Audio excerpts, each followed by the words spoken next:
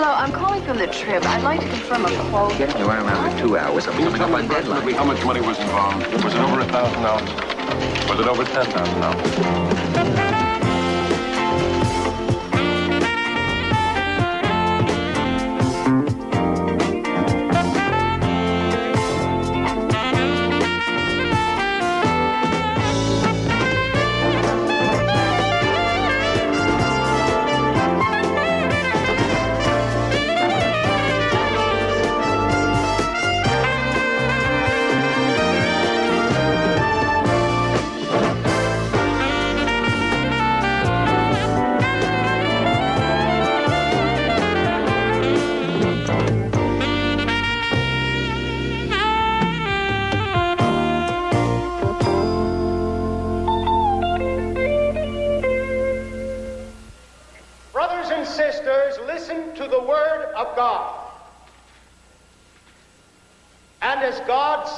To the Israelites, halt ye not between two opinions. I say to you, make your decision for God now. And so you have. And it is with great pride that you should look upon your labors of these many months. It is appropriate that we pause in the middle of our work week to give celebration and to give thanks. For the dollars you have raised will soon be turned into nourishment for new disciples, bread for their bodies, and Bibles for their souls.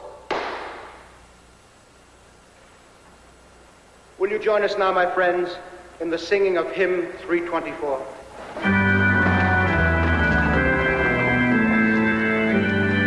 I'm telling you, Lou, the guy is definitely naked.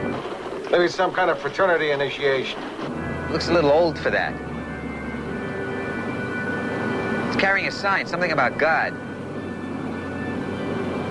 What's going on? I can't tell from here. I'll get back to you later. All right. Prescott! Religion writers. Where are they when you really need them? Marcus is out on assignment. Where? United Pilgrim Crusade. They raised a lot of money to open up a new mission in the Caribbean. Oh, yeah? City desk. Lou Grant. Yes, it is. Arnold Zinner. I've seen you at the press club. I'm sorry, Mr. Zinner. I don't recall. I'm an editor and a publisher. Oh. Look, Lou, I'm sure you agree that freedom of the press is an important issue. Newspapers have to fight prior restraint wherever and whenever it crops up. Censorship of the news must be nipped in the bud. Well, sure, but... There you go, Lou. Thanks a whole bunch for your encouragement. You'll be hearing from me. Mr. Zinner, can you tell me what...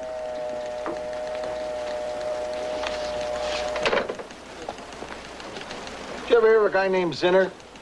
I think it was Arnold Zinner. Yeah?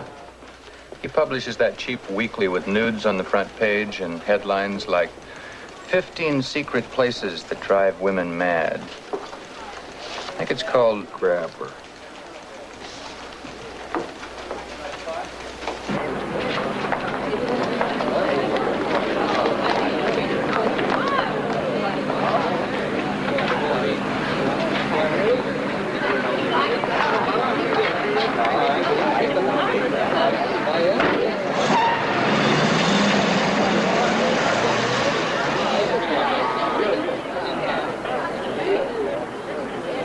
Prescott. Hey, Joe, what are you doing here? Well, I was driving along, minding my own business, and I see a naked guy climbing a church. It's funny with me. Whenever I see a naked guy climbing a church, I get curious. Think there might be a story here? Hey, don't ask me. I'm just here doing a profile on the crusade. Maybe this gentleman's going to tell us. Men and women of the press, my name is Crosley. Dr. Chamberlain has authorized me to make the following statement. We of the United Pilgrim Crusade are saddened at the unfortunate events of this morning. One of our brethren clearly has found the strains of his life more than he could cope with. The members of the crusade and I join in offering our sympathy and our support, and most of all, our prayers. Thank you for your time. Can we have the man's name, please? I'm sorry, but to answer any questions would violate our brother's privacy. Well, can you tell us what the sign means? The sign? The sign the man was carrying. God sees all. I'm afraid I don't know. Our brother was under stress. You men and women of the press have an opportunity this morning, an opportunity for restraint. Our brother is a sad and disturbed person. By overexposing his story, you can only make his life even sadder. On the other hand, if you give the events of this morning only the attention they deserve, you'll be doing a service both to your profession and to a fellow human being. Thank you.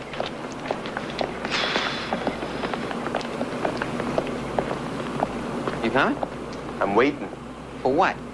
I'm supposed to meet someone here. They're going to give me the grand tour. You want to join us? No, I think I'll nose around on my own.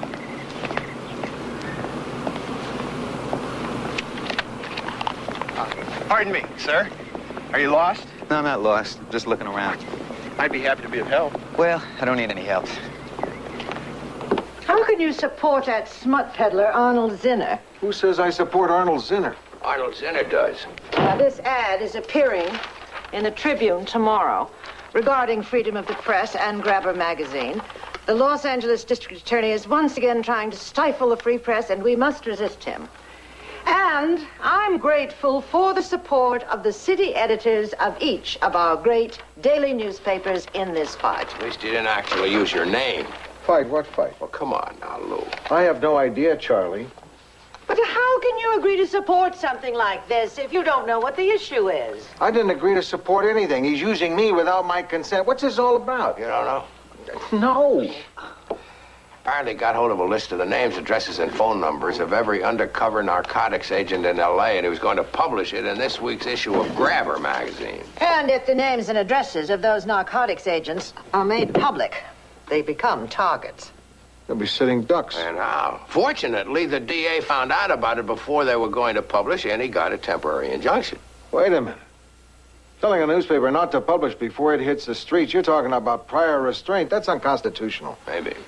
Well, to tell you the truth, I'm glad you had nothing to do with this thing. I was a little surprised you supported Zinner about this. I'll call Zinner and tell him we can't run the ad this way. Wait a minute, Charlie. What makes you think I don't support Arnold Zinner?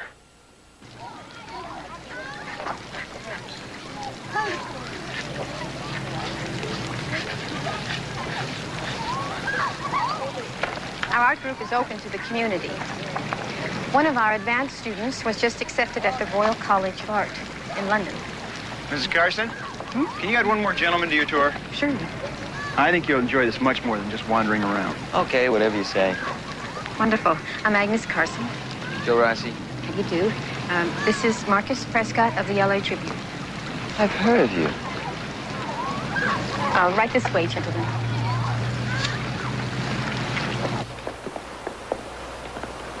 Quite a collection. Looks expensive. It is. Well, this one, we outbid this big museum in Europe. It's from what they call the Rococo period. You know a lot about art? At the center, I learned a great deal about it. And I love it. You know, Mrs. Carson, someone might ask, wouldn't all this money be better spent on people who really need it? Hey, Joe. If you were taking a tour of the Sistine Chapel, is that the kind of question you'd ask the Pope?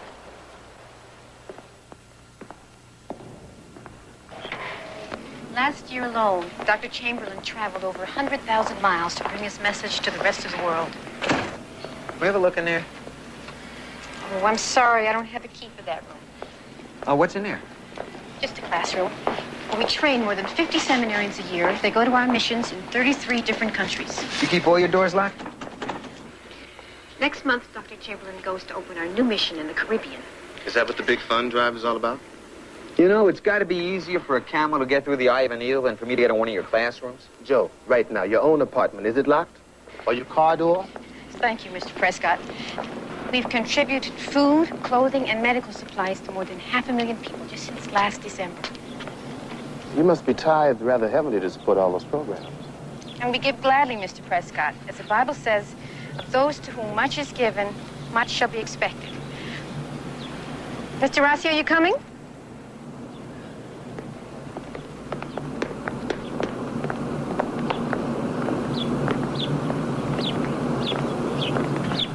telling you, Prescott, there's something going on around here. Joe, I'm doing a straight feature story on a perfectly ordinary religious group. Did you see that plaque? You don't find anything suspicious about somebody rubbing out the names of all those charter members? About college boys popping out of the bushes to lead you back every time you wander away? About doors that you'd expect to be open but are always locked? Doors you'd expect to be open. I think it was very sleazy of the guy to get your support without you knowing it. Zinner's a very sleazy guy. Well, then why support him? Pardon? Because we have to oppose prior restraint, Charlie. I just don't like being in bed with guys like Arnold Zinner. I'd rather fight this battle someplace else. Mm-hmm. The DA isn't giving us much of a choice.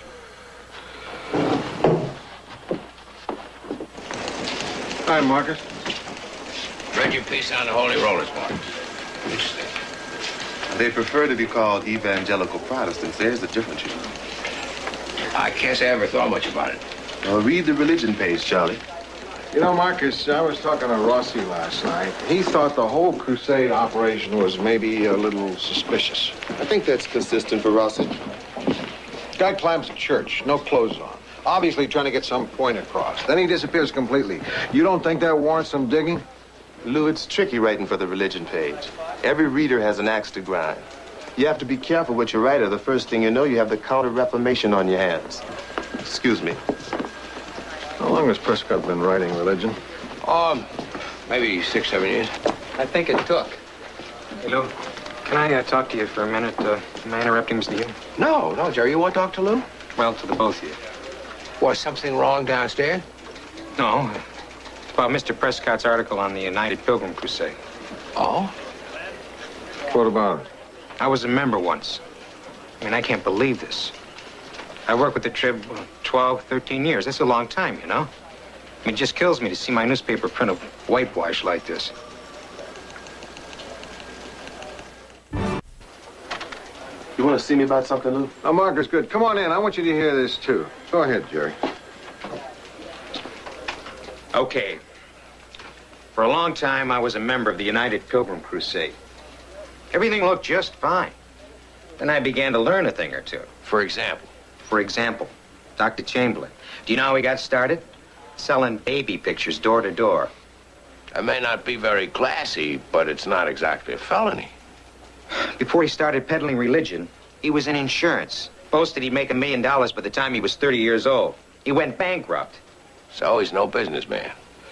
What's he done that's illegal or unethical? You think Chamberlain goes around advertising his scams? It's a conspiracy, you know? I mean, he and his cronies collect the money from all those donations. 1, 2, 3. It's in a Swiss bank somewhere. Look, Jerry, suppose a lot of what you say is going on at the crusade. What proof do you have? Proof? Documents, witnesses, something. No, I don't have none of those. Well, look, what I do have is what I know. And I know Chamberlain's a crook.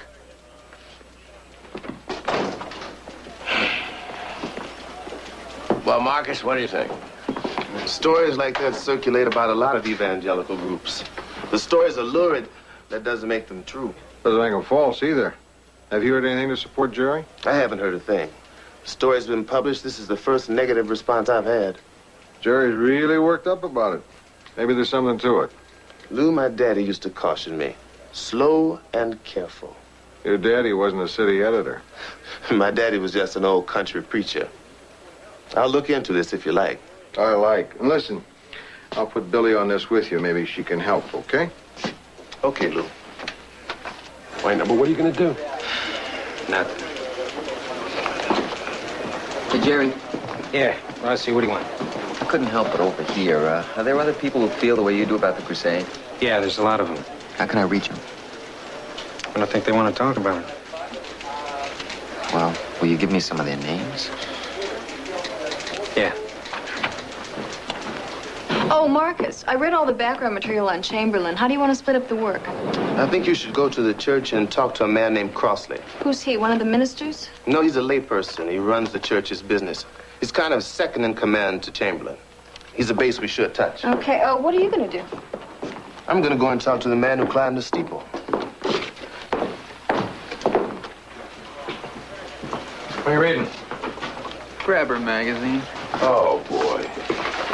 You put $1 in Arnold Zinner's pocket buying that rag? Of course not. I stole it from the night guy. Way to go. Let me have a look at it before you give it back. I'd rather you didn't open that magazine when I'm having my lunch. I thought you were willing to die for my right to read Bondage, the Tie That Binds. Despite the sleaziness of that magazine, there is a critical principle here. Some principle. As soon as the dope trade gets a hold of those names and addresses, a lot of cops are going to get hurt or worse. You can't just pick the easy cases to support freedom of the press. I just wish this thing were being fought out over something a little more worthwhile than Grabber magazine. I know.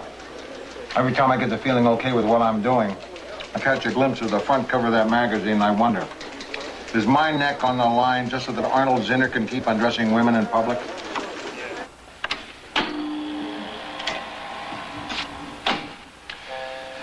I think you'll find the film rather straightforward, but if you have any questions, feel free to ask. In 1946, the world was reeling from a traumatic war. In these difficult times, the Lord called upon one man, Thomas Chamberlain, to bring the light and hope of a new doctrine to a troubled world. He had just been discharged from the armed forces of the United States with his country's highest commendations for valor.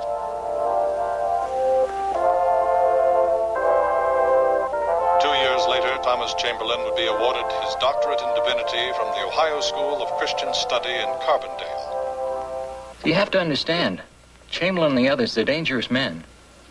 Dangerous? How do you mean that? Well, for one thing, they tried to break up our marriage. I don't follow. They told my husband to divorce me because I wouldn't follow church doctrine. Well, it doesn't sound dangerous. I mean, I've heard of other churches do the same thing. Well, other churches actually have doctrine. You see, in the case of the Crusade doctrine, it's whatever Thomas Chamberlain says it is, and that changes every 25 minutes. In 1958, he came to Rosemead, California, there to establish the first United Pilgrim Church. I was the editor of the church magazine. As a result, I was always digging into the history. Well, one thing I found out, instead of being a war hero, he was discharged for asthma. And he went to a school that was run by a Bible salesman who wore a barber's collar on him and handed out diplomas as fast as they could print them. It must have been tough on your faith finding out these things. I began to get curious. What about? Oh, money, expenses. I began to ask questions, and before I knew it, I was out. And I mean out. Now, our friends would start crossing the street whenever they saw us coming. Even Pam's own parents were told to avoid us. Once you get on the bad side, you become a non-person. It's like you don't even exist. Yeah, like those names missing from that bronze plaque. That's right. We didn't just get social pressures. The crusade hit us with lawsuits. And thereafter, our house, our money. I don't mind telling you, Mr. Rossi, that we're scared. Lou Grant will continue in a moment here on A&E. Pinehall Helpline. It was a memorable occasion when on Veterans Day 1968, Dr. Chamberlain addressed more than 100,000 of the faithful during a triumphal tour of the Midwest. During the past decade, the tide of faith generated by the United Pilgrim... I understand that in Orange County last year, you had a crowd of over 150,000 and that you took in over $1.25 million. That's an accurate figure. But we measure the success of a rally by the number of souls brought to the Lord. And in Orange County last year, we had 43,000 people come forward. And then there are the love offerings. To show how committed you are to Chamberlain. You're told to bring anything you've got. Money, cars, ice boxes. I don't understand why people are willing to pay all this. You see, Chamberlain gets the people to love him. He's kind of like an Elvis or someone like that. You can't get enough of him. And you do whatever he wants you to do. Now, after a while, you get to believe that without him, you're not going to be saved. You're going straight to hell. And one thing I'd really like to get across, I'm not a religious fanatic. And I'm not crazy either.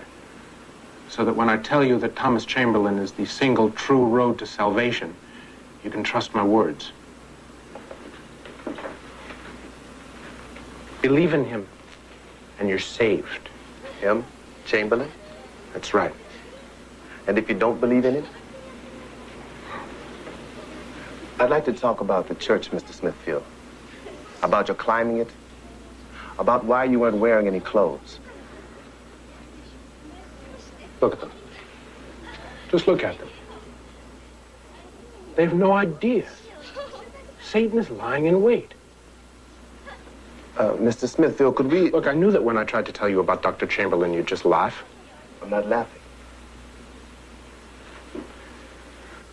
They should at least cover themselves. Look, I think maybe this whole interview was a bad mistake. I mean, what do you know about temptation?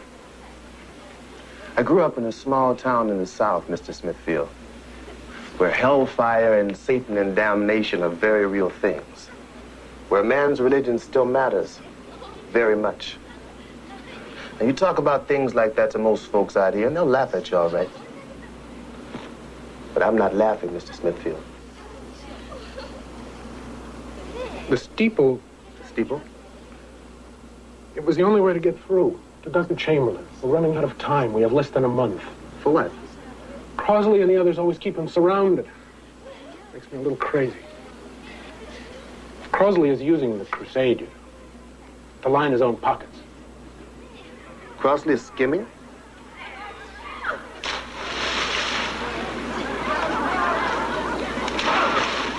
at that.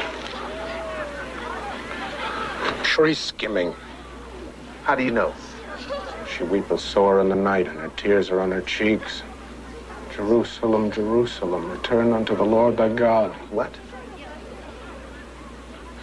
Crosley and the others. They're stealing. Millions. How do you know? Somebody's been playing tricks. But it doesn't fool me. The evidence is there. I've known about it for months. What evidence? Have you tried to tell Dr. Chamberlain? Is he in on it? Dr. Chamberlain? Yes. Something has got to be done for those people. And it's incredible. This guy's mother moved into one of their old age homes, right? 3 months later, the homes go bankrupt. Now they won't even answer their letters. Sounds good. What's really incredible is what Rossi got contradicts everything Crosley told me. I didn't get a single straight answer in 2.5 hours. Okay. We got Baldwin. We got the husband and wife testimony. The other people Rossi has dug up. And now Smithfield. What do you think, Marcus? I'm just not sure about Smithfield. I wish I could be more certain. More certain? He talked about skimming. He talked about Crosley stealing millions. And about girls in bathing suits. How's that? The man is not stable. He really is kind of distracted. I'm just not sure how reliable he is as a source. Yeah, but if you take him with everybody else... I'm not so sure. If this guy is nuts and these other guys are just bitter, then... Lou, we're having some trouble in layout. I could use your opinion. Okay. I'll be right back.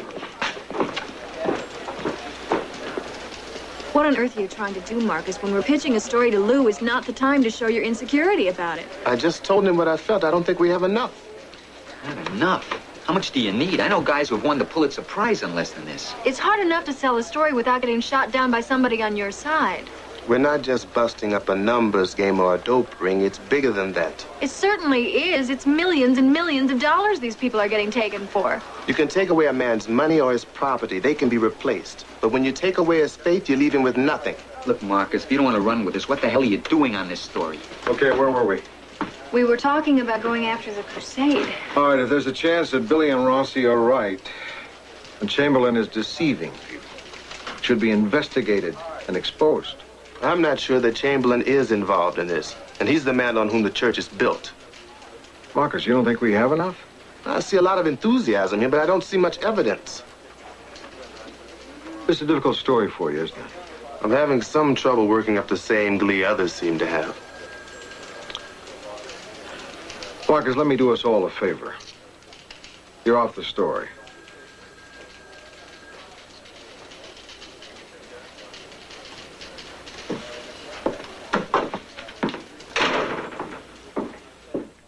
Lou Grant will continue in a moment here on A&E.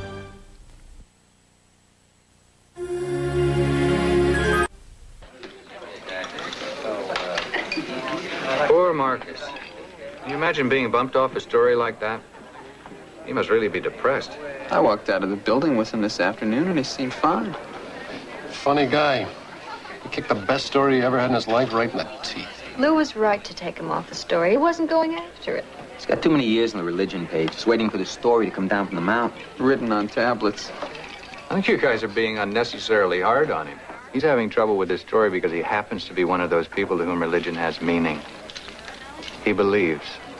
Maybe he should be in a seminary. He's a good writer.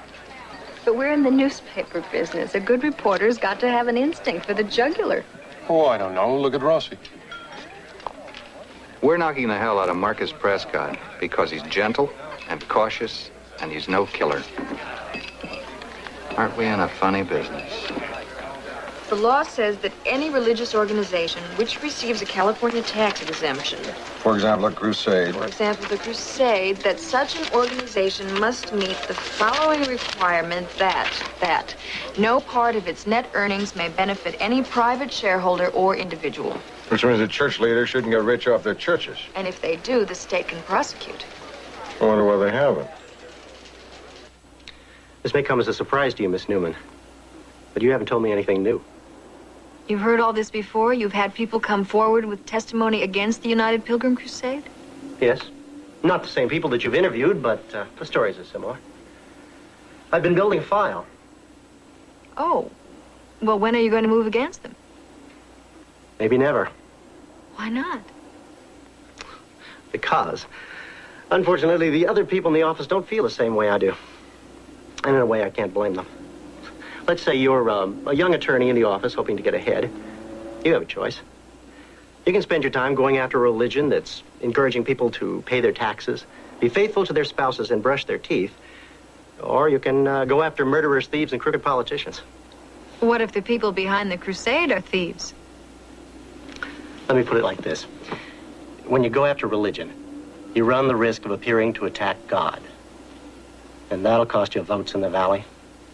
So, if we go after the crusade and we can prove all we're saying, we're still all alone.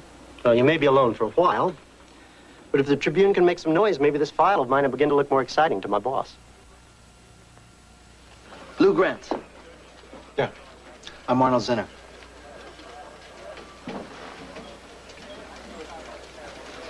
I'll come right to the point. I want to thank you for your support, Lou. Why thank me? I had nothing to do with it. And to ask you if you'll appear in court on the magazine's behalf. You want me to testify? Day after tomorrow. No chance, pal. There goes Western civilization. I know we have a different approach to journalism. But if the courts are allowed to exercise prior restraint in this case, aren't they going to use it against the Trib? We'll fight that battle when the time comes. Look, Lou, what you may be forgetting... I'm not forgetting anything. I know all the arguments, and I'm not biting. Goodbye, Mr. Zinner. My lawyer told me in our system of justice, precedent is where it's at. Once the courts make a decision in a single case, that precedent becomes the law. Now, like it or not, all publications are the same, whether it's Grabber Magazine or the Los Angeles Tribune. The way it was explained to me, if I lose my case, you could be next.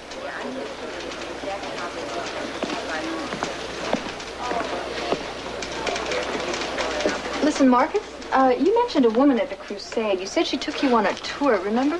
Agnes Carson. I'd like to talk to her. I thought maybe a couple of good quotes would give the story a little more balance. A couple of quotes? Yeah, then I thought maybe I could interview a lawyer who supports the Crusade's position. Do you think that a couple of quotes would be enough to give Chamberlain's side of this story? I'm going to be fair, Marcus. Well, I can't find it. It's got to be here somewhere. I'll keep looking, okay? Thanks.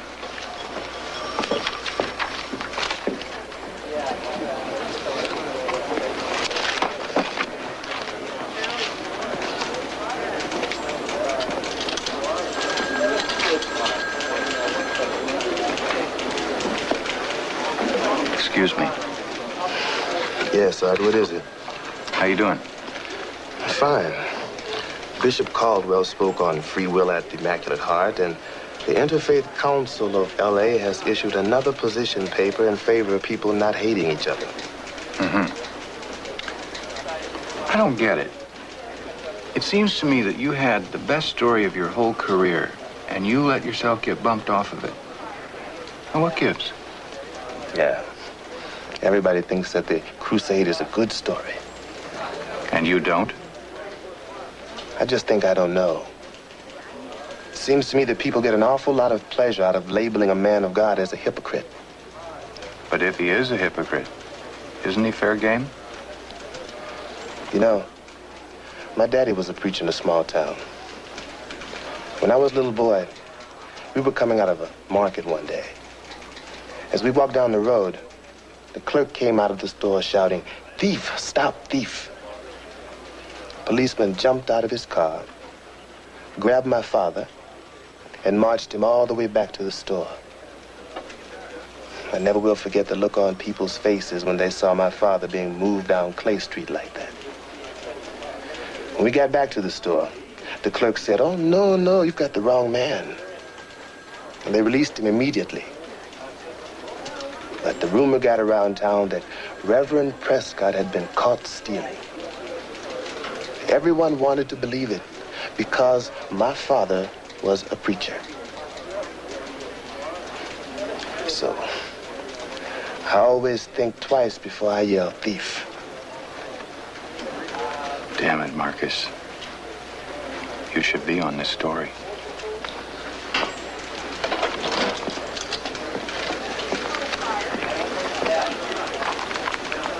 Dr. Bunning, what do you think of the United Pilgrim Crusade?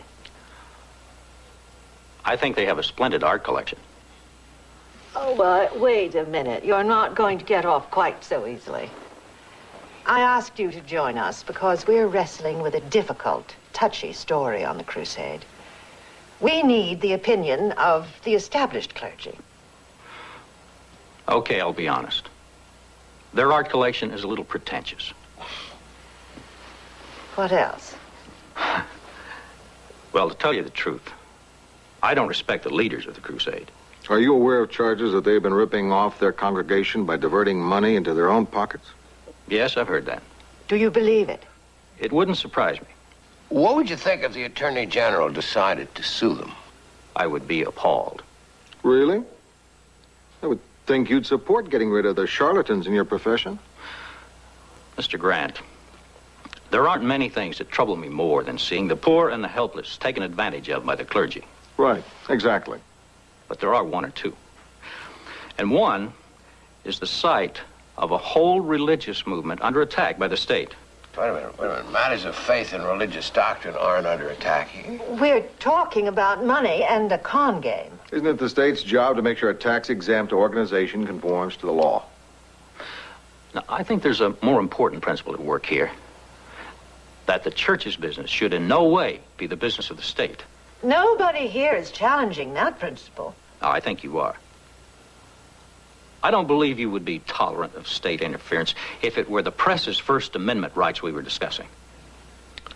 If the state can't look into a charitable organization which is taking advantage of the people who donate to it, then we're left wide open to any self-serving charlatan who throws a cloak around his shoulders and calls himself a religion.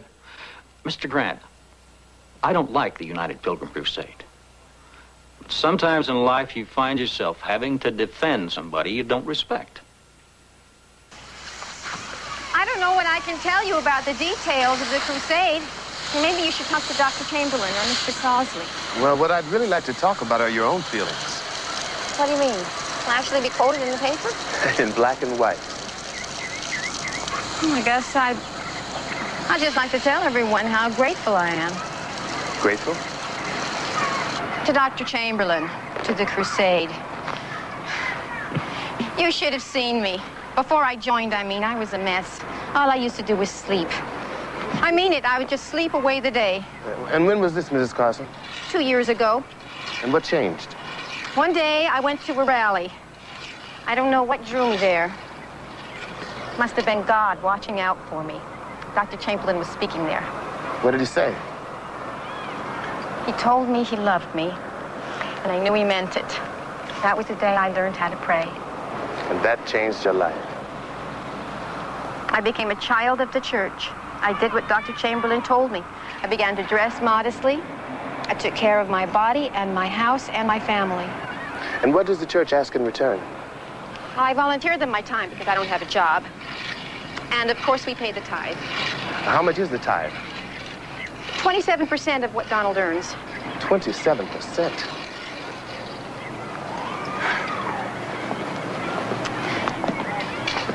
Some people say that's too much.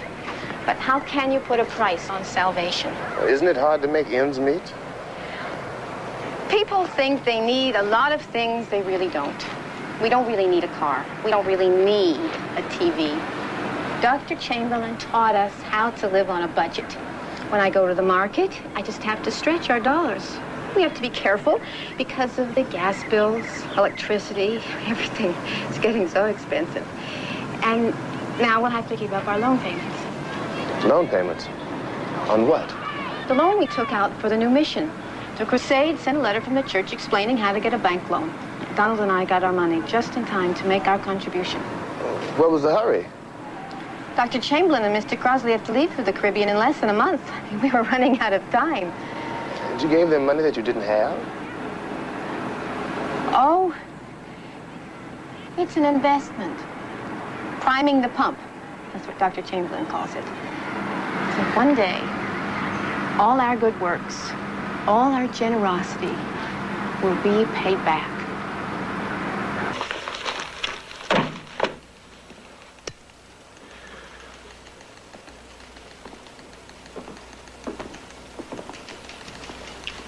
Got a minute, Lou? Of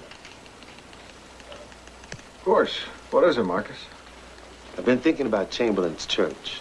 What about it? I remember Jeremiah. Jeremiah? In the Bible. You know what he said? Let not your prophets that are in the midst of you beguile you. I have not sent them, saith the Lord. Wish I'd said that. You know something? I think you did. I just wasn't listening. I want back on the story a little. You do? Really, Marcus? You want to go after it? Yes, I do. Very much. Lou Grant will continue in a moment here on A&E. And hold it. Oh, sure. A&E returns to Lou Grant.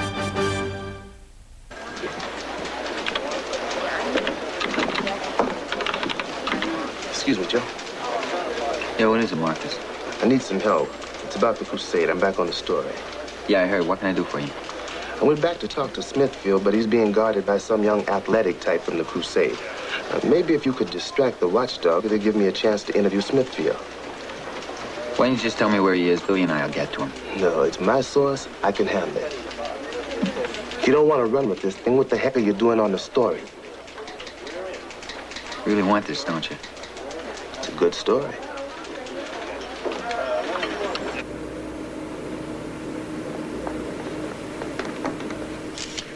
Hey, what are you doing?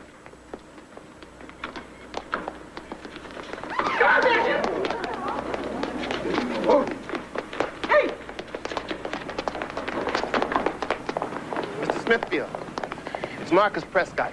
I'm not supposed to talk to you. Please, we don't have much time. But please, go away. This is Billy Newman, also from the Tribune. The last time I was here, you mentioned some things that might be helpful. We won't use anything in the paper you don't want us to. We heard about what the Crusade is doing. The closing of the old age homes, the foreign money exchanges. Now, when I was here, you said we had less than a month. For what? It was all a mistake. I shouldn't have talked to you. In less than a month, Dr. Chamberlain is going to the mission. Mr. Crosley is going with him. Now, does that have anything to do with your climbing the church steeple? Is there something you should tell Dr. Chamberlain before he goes to the Caribbean? I can't. You told me about the devil, Mr. Smithfield. The last time I was here, you told me about Satan. Now, if you hold back from telling us the truth now, isn't it Satan who will profit from your silence? Isn't it the thieves and the robbers, the Crosleys of this world who will profit from your silence? She weepeth sore in the night, Mr. Smithfield, and her tears are on her cheeks. Jerusalem, Jerusalem, return unto the Lord thy God. Mr. Smithfield, Return at last to the truth. The printouts. What did you say? Printouts. What printouts? They're in the closet by the back door. Open the door! Everything's there. All the details. I was in the accounting department when they made the computer program. How they did it, everything.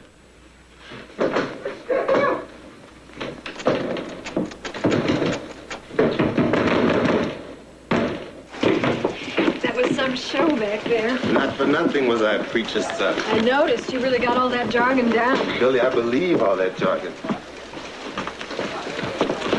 There, That's it. the goods on the crusade.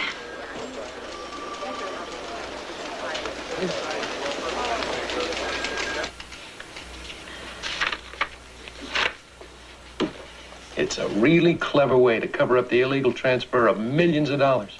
How they do it? By setting up a separate fund for phony missions, channeling all their donation money through it into their personal bank accounts. You know that trip Crosley and Chamberlain are planning next month? It's not just to dedicate a new mission. The real reason is to make a bank deposit. A rather hefty bank deposit. These are copies, of course. The originals are in safekeeping, and there is another set we intend to send to the Attorney General's office. Well, yes, these are our financial records, but I can't imagine any legal way for you to have obtained them. They were given to us. And you don't deny they're yours. No, why should I? They seem to be all in order to me. Apparently, even having read them, you seem to have some doubts about the crusade. To say I have doubts, Mr. Crosley, is to put it too mildly. Of course, you realize you have no right to these documents. Tell me then, Miss Pinchon, how can I put your mind at rest? Our financial people looked at your records. What they found was Swiss bank accounts, Caribbean bank accounts, world travel, excessive tithes, and donations. Are they right or are they wrong? Why, your accountants are absolutely right. It is true that we maintain large accounts in foreign banks, but it is also true that we have missions all over the world, missions which must be funded. It is true we travel in comfort, but we deal every day with opinion makers and world leaders. They expect a certain standard of us, and we maintain that standard out of respect for them. They'd be less open to our message if we didn't. Even if all that were true, does it justify taking so much from people who can't afford it? Ask and it shall be given. Mr. Grant, my people give willingly. And look what they get. They get faith. They get hope. They get something to believe in. They get something to belong to.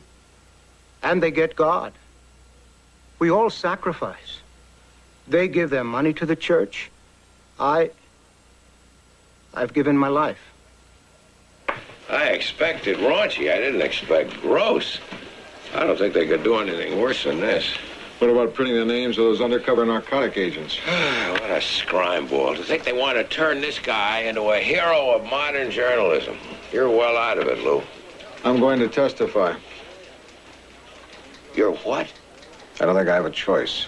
We have to resist prior restraint. We have to defend the right to publish even when it's in a cruddy magazine like that. What about those narcotics agents who'll be revealed? By delaying this long with a temporary injunction, the DA has had a chance to warn all those guys. That should protect them.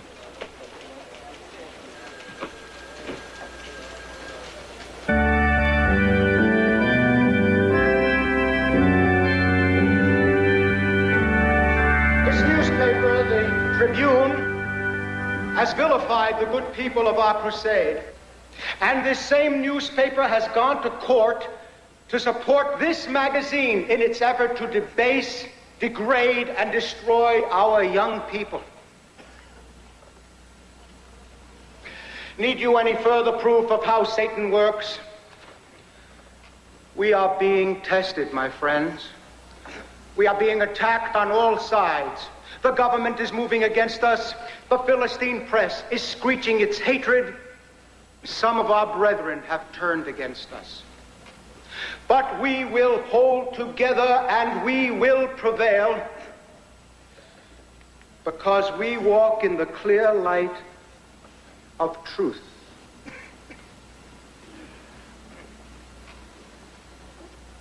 Truth.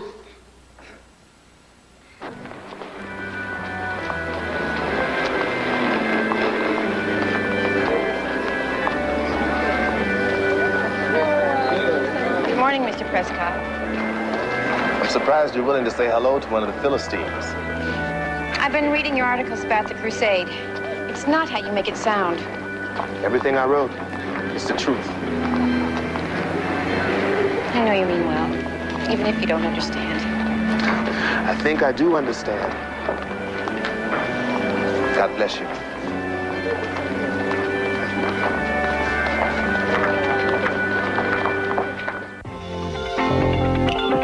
Tensions are high on any crime scene, but has the LAPD gone too far too many times? Bill Curtis examines the issues on an all-new American Justice tonight. Now, a down-and-out dope addict comes to the aid of cops. Don Meredith co-stars in Police Story, next on A&E.